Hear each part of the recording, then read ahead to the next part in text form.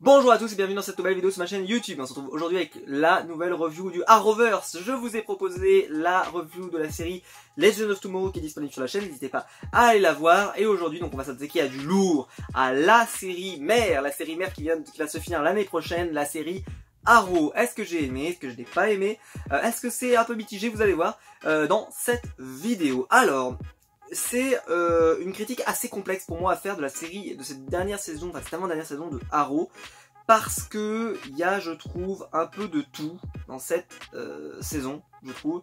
Il y a du bon et il y a du moins bon.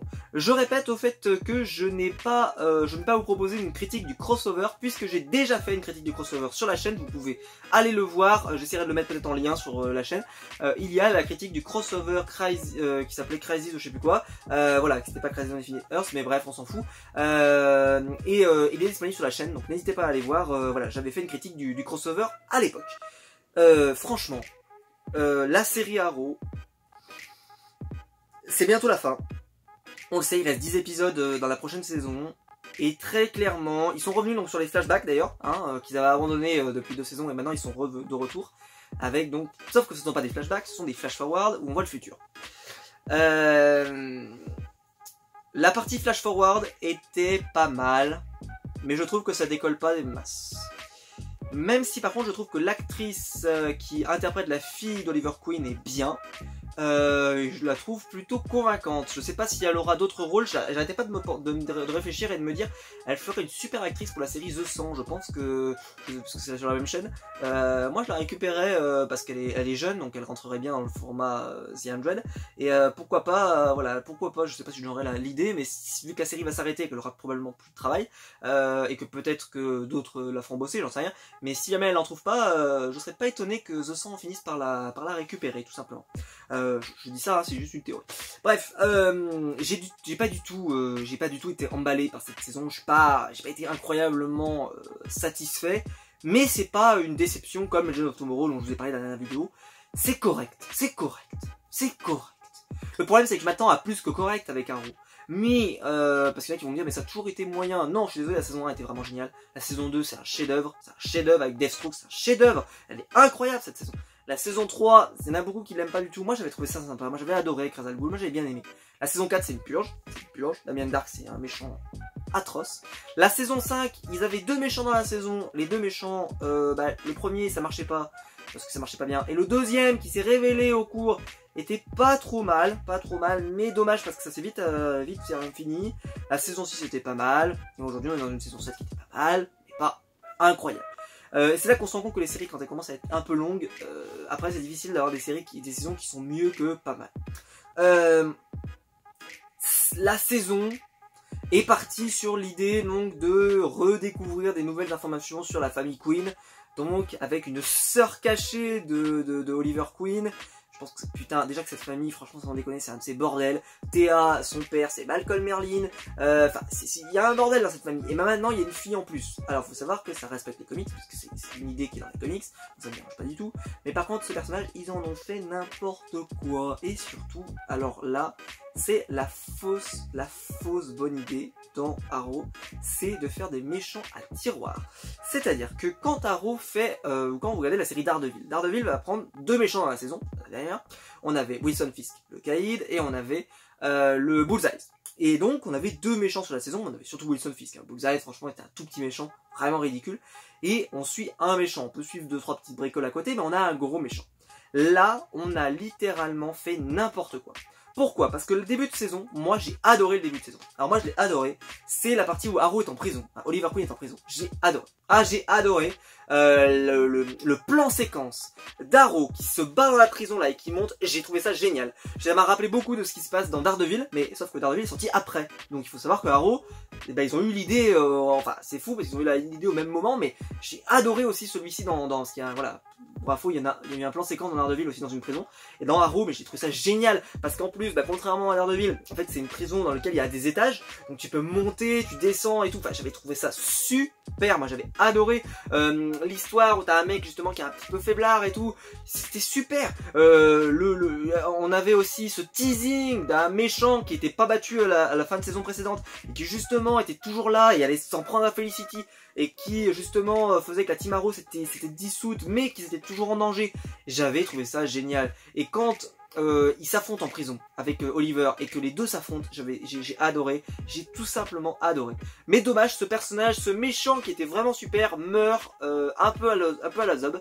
Genre voilà, il faut qu'on passe à autre chose et on passe à autre chose.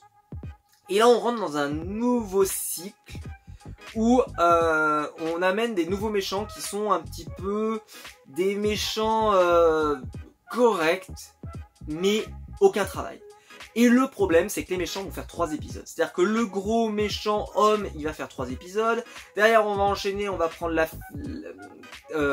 sœur d'Oliver et on va la mettre, enfin la belle sœur, enfin vous m'avez compris. On va la mettre dans le Emiko, je crois que ça s'appelle, c'est ça, Emiko. On va la mettre dans le final et on va la dire que c'est elle la grande méchante. Et puis au final, non, c'est pas elle la grande méchante. On a encore un autre méchant qui arrive derrière. Elle va repasser gentille.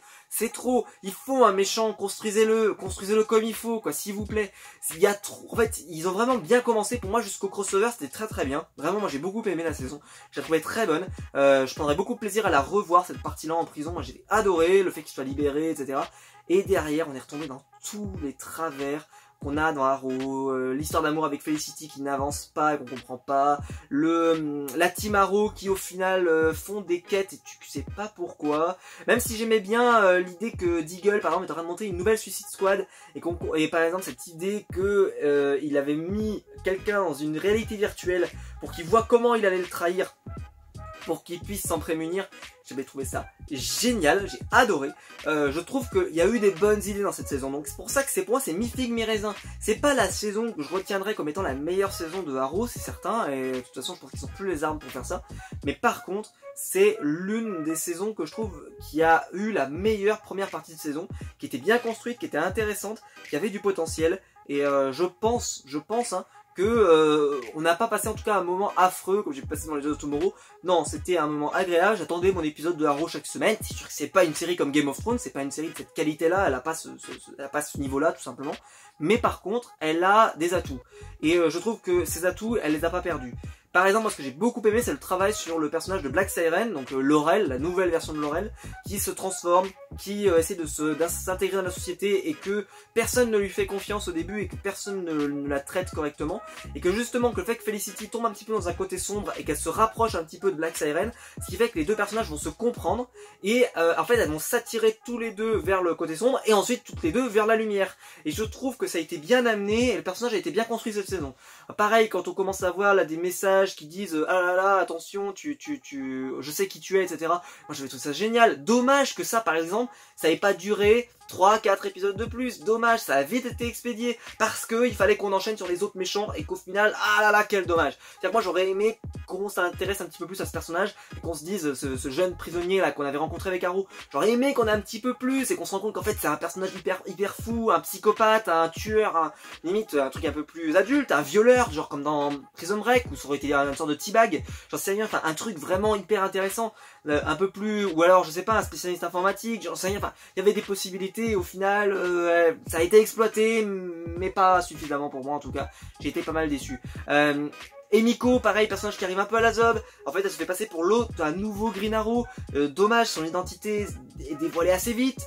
J'aurais peut-être aimé que ça soit dévoilé genre fin de saison, par exemple, ça aurait été cool. Mais non, tu peux pas, parce qu'il fallait qu'elle devienne la grande méchante à la fin. En plus, les raisons pour lesquelles elle devient grande méchante, tu comprends pas forcément. C'est qu'elle en veut à Oliver. Parce que son père a été un salaud. Ok, en sachant qu'Oliver, son père, il a jamais vraiment défendu, hein, c'est plutôt quelqu'un qui a toujours dit que c'était quand même quelqu'un qui était pas terrible. Voilà, je trouve que c'est pas forcément comme ça en tout cas moi que j'aurais raconté cette histoire. Et vous allez me dire, je suis personne, je suis pas scénariste, je suis pas réalisateur, je suis pas producteur, mais j'aurais pas raconté cette histoire comme ça. Je pense qu'il y avait moyen de raconter bien mieux.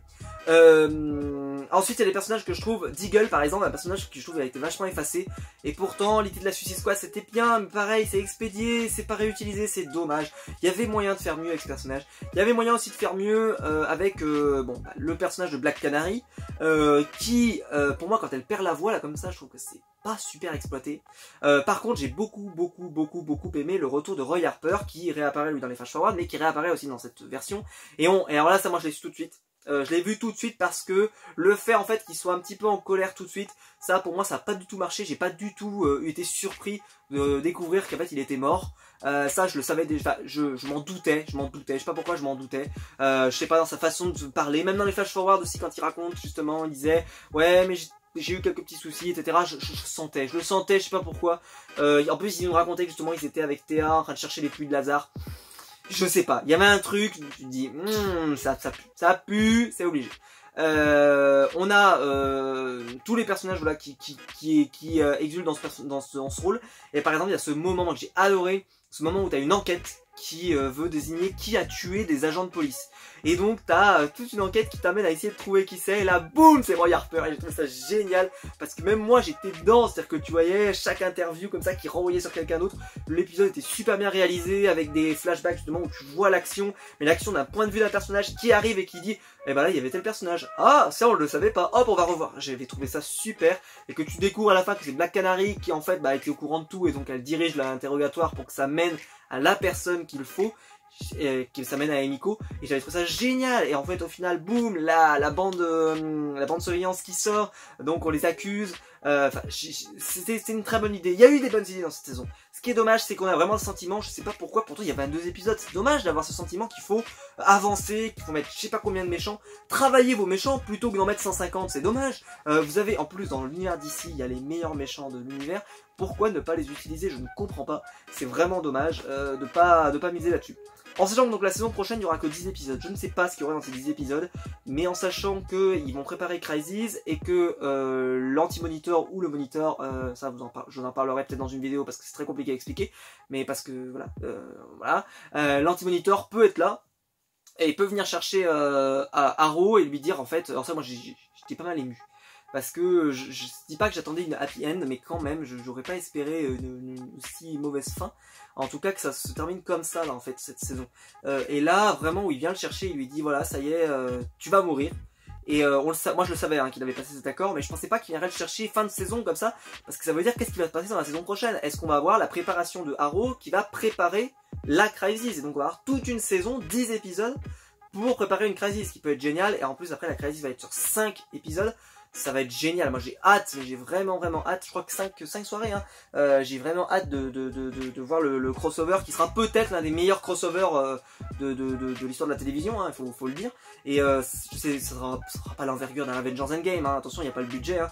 Mais en sachant que moi je suis très attaché à ces personnages, en sachant qu'Oliver va risquer de mourir, que Flash va disparaître, il y a vraiment un potentiel de dingue sur ce crossover et j'ai hâte de le voir. Et en plus, à ce qui paraît, d'après ce que j'ai su de Supergirl, il y aurait Lex Luthor aussi qui aurait un rôle là-dedans. J'ai hâte, mais si vous saviez comme j'ai hâte, je suis hyper impatient d'être en, je crois, octobre ou novembre prochain. Voilà, ça va pas trop traîner. Peut-être même décembre, je sais plus. Mais en tout cas, ça sera assez intéressant. Felicity qui disparaît de la série puisqu'elle a annoncé qu'elle renouvellerait pas son contrat. Franchement, pour 10 épisodes, je comprends pas qu'il s'est pas réussi à la convaincre. Est-ce qu'elle a, alors à moins qu'elle ait vraiment une nouvelle proposition hyper intéressante, genre elle va tourner dans Star Wars, elle va tourner dans la future série des créateurs de Game of Thrones dans Star Wars, j'en sais rien. Alors, vraiment une grosse proposition qui fait que ça se refuse pas, mais je trouve ça bizarre quand même qu'elle trouve pas le moyen de pouvoir faire 10 épisodes de plus. 22 c'est vrai que ça fait beaucoup, hein. Mais 10 épisodes c'est pas tant que ça. Ils auraient pu voilà, négocier pour pas être full le temps à l'écran. C'est pas un personnage qui est tout le temps dans les combats, donc on peut très bien s'en passer régulièrement. Je trouve ça bizarre qu'il s'en passe comme ça, mais bon, voilà, c'est son choix et je le respecte. La série va se finir. Qu'est-ce qui va en rester, j'en sais rien, mais en tout cas c'est une série qui aura marqué son temps pour moi, bien plus que n'importe quelle série de super-héros, parce que tout le monde parle de Daredevil, mais il faut savoir que Daredevil n'aurait jamais existé si on n'avait pas eu Arrow, parce que Arrow a montré qu'on pouvait faire des séries de super-héros sombres, dark, même si après on est parti dans vraiment une série pour ados, mais au début on était vraiment sur une série quand même vraiment adulte. Alors après Daredevil est allé plus loin encore dans le curseur, mais pour moi Arrow a marqué une rupture importante dans l'histoire des séries télé américaines, et ça pour ça elle pourra en être fière.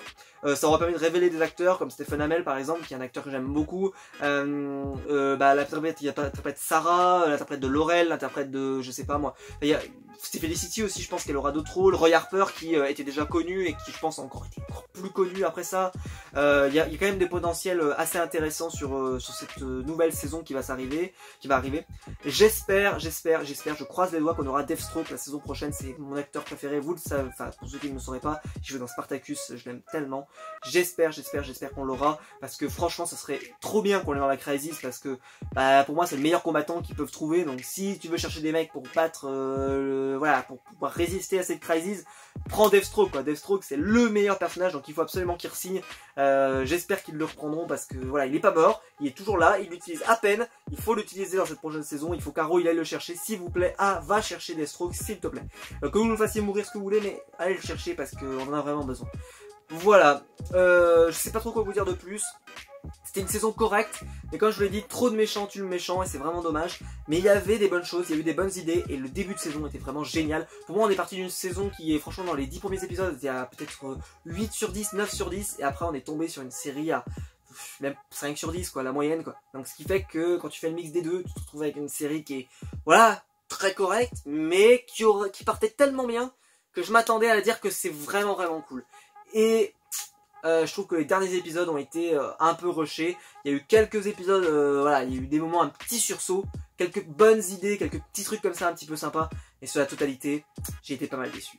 Voilà, n'hésitez pas à me dire vous ce que vous en avez pensé dans les commentaires, en sachant donc que c'est l'avant-dernière saison.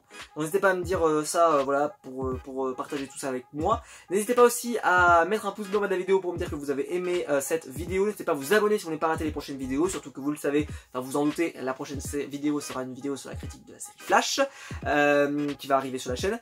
Je pense que voilà, j'ai pas été trop fanboy, je pense que j'ai été quand même assez critique, pourtant c'est une série que j'adore. Et juste pour vous dire un truc, c'est que malgré les défauts que je peux lui trouver, c'est une série dont je reste fan. Et en fait parce que on n'est pas forcément fan d'une série de qualité. Ça je le répéterai jamais assez, mais c'est pas parce qu'une série est excellente que vous en serez fan. Et c'est pas parce qu'une série est de merde que vous en serez pas fan, même si ça joue. On peut aimer une série qui est pas bonne, mais juste parce qu'elle nous procure des émotions, elle nous procure quelque chose qu'on retrouve jamais ailleurs. Et moi c'est vrai que dans Arrow je suis impliqué, j'aime ces personnages, je les aime beaucoup. Et j'ai envie de savoir ce qui va leur arriver, ça me fait beaucoup penser à Supernatural. Supernatural je n'aime plus ce qui se passe dans la saison de la série depuis très longtemps. Mais par contre j'aime toujours ces personnages. Et dans Arrow, là on n'en est pas encore au stade de Supernatural, on est même très loin et heureusement. On est sur une série moyenne, mais en tout cas elle a des atouts. Et je trouve qu'elle les utilise pas suffisamment et c'est dommage. Voilà, d'ailleurs, j'espère aussi peut-être qu'on aura la Ligue des Assassins aussi. Hein, ça serait bien qu'on nous ramène tous ces personnages. Enfin, franchement, si c'est la fin de la série, faites-nous rêver, quoi. Faites-nous rêver, ramenez tous les mecs qu'on a envie de voir. Moi, je veux voir Deathstroke, moi, je veux voir Nyssa Al Ghul, moi, je veux voir tous ces mecs-là, je veux voir... Putain, je veux vraiment kiffer, quoi. Je veux kiffer, quoi. S'il vous plaît, faites... J'adorais qu'il y ait Captain Cold aussi, mais j'y crois pas du tout. Parce que Wes Miller avait dit que c'était fini pour lui. Mais j'adorais qu'il revienne aussi, qu'il reprenne son rôle. J'aimerais que la prochaine saison, on ait un crossover de fou. Et que ça termine Arrow d'une manière où on se dise... je suis vraiment content et je suis fier de d'avoir suivi cette série. Voilà, j'espère que la vidéo vous aura plu. On se retrouve très vite pour une prochaine vidéo. Allez, ciao!